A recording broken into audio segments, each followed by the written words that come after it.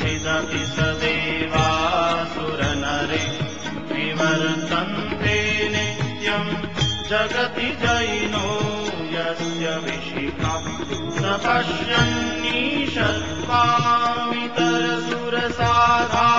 पश्यन्नीशत्वामितरसुरसाधारणमभूत् स्मर्तव्यात्मा न हि शिशुपत्यः परिभवम् महीपादाघातात् व्रजति सहसा संशयपदम् पदम् विष्णुर्भ्राम्य भुजपरिघरूपणग्रहगणम् मुहूर्तौर्दौस्थ्यम् यात्यनिभृतजडाताडितजटा जगद्रक्षायै त्वम् नटसि ननु वामैव विभूता यद्व्यापी धारा गणगुणितफेनोद्गमरुचि प्रवाहो वाराम्यः त्रिशतलघुदृष्टशिरसिते जगद्वीपाकारम् जलधिवलयम् तेन कृतमित्यनेनैवोन्नेयम् कृतमहिमदेव्यम् तव वपु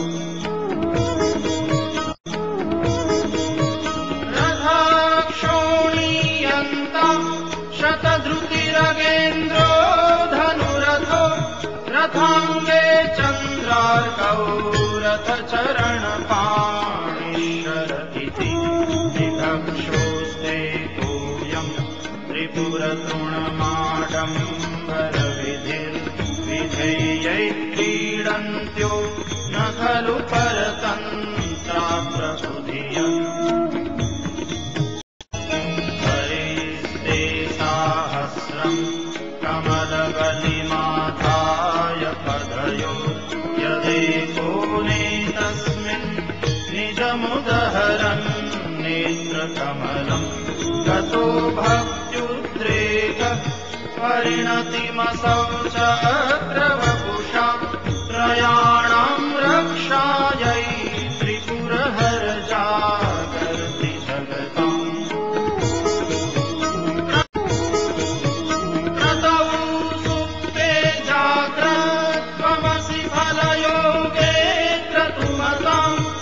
कर्म प्रध्वस्तम्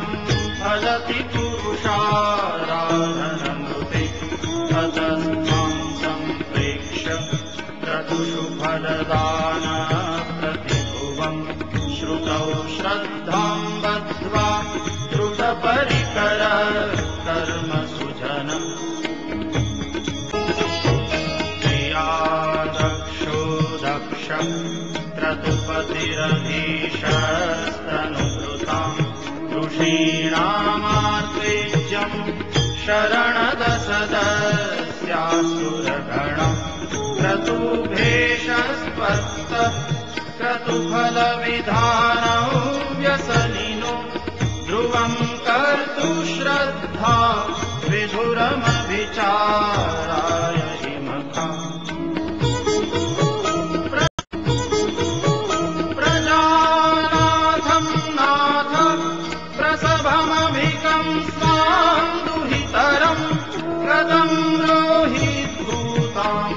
विरमयिषु मृष्यस्य वपुषा धनुष्पाणिर्यातम्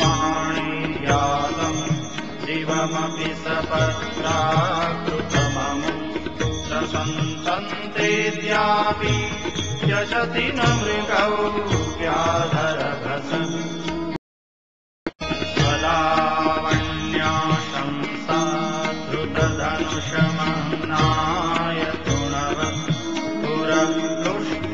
दृष्ट्वा पुरमथनपुष्पायुधमपि यदि स्त्रैणम् देवो यमनिरतदेहार्धघटना दवैति त्वामद्धा वरदमोधायुवतय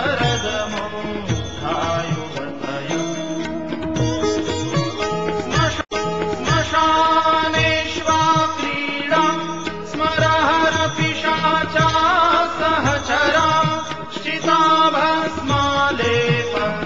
स्रदपि नु करो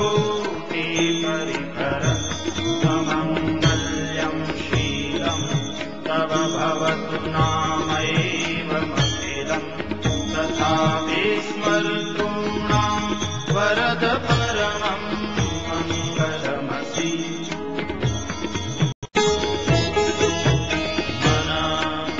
मनःप्रत्यक्षिप्तं